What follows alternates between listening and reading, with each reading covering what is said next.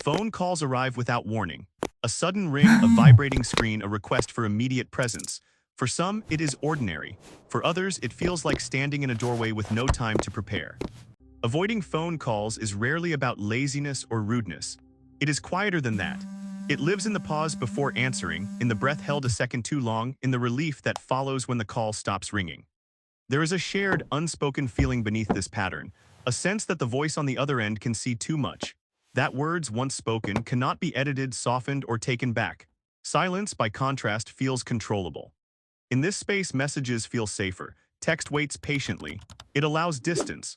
It allows time to shape a response that will not betray confusion, fear, or vulnerability. This behavior often hides behind modern habits and busy lives. But underneath, it reflects something older, a sensitivity to interruption, a need for emotional boundaries, a wish to stay composed in a world that asks for instant connection, before certainty, before trust, before safety forms. Long before phones fit into pockets, the nervous system learned to scan for threat. A ringing call is not just sound, it is unpredictability. It demands attention now, without context, without rehearsal.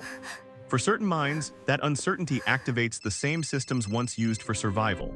Psychologically, avoiding calls often connects to heightened sensitivity to evaluation. Voices carry tone, hesitation, pauses.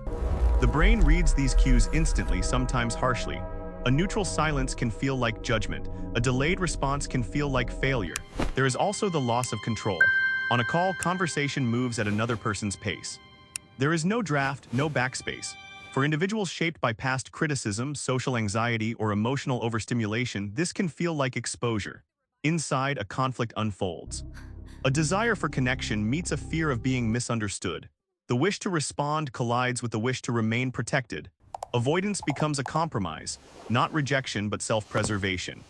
The phone stays unanswered, not because the voice is unwanted, but because the moment feels too uncontained, too sudden, too close, even when longing quietly waits beneath the surface unseen within. Avoidance is not the absence of courage. It is often a language the body uses when words feel unsafe. Somewhere along the way, the ringing phone stopped being neutral and became symbolic, of intrusion, of exposure. Of moments when being reachable meant being responsible for emotions that were never fully understood. The turning point arrives quietly, not as confidence but as recognition. The realization that discomfort is information, not a verdict, that the nervous system can learn new meanings slowly without force. When this happens, the phone no longer represents threat alone.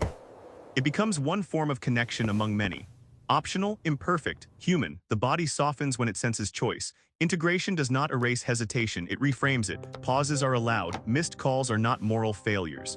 Silence can coexist with care. In this understanding, avoidance loses its shame. It becomes a signal pointing toward sensitivity, reflection, and depth, traits that, when held gently, transform fear into awareness.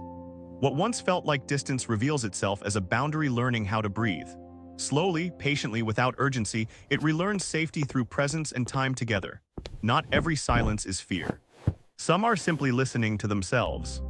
If this reflection resonates, allow it to sit with you quietly.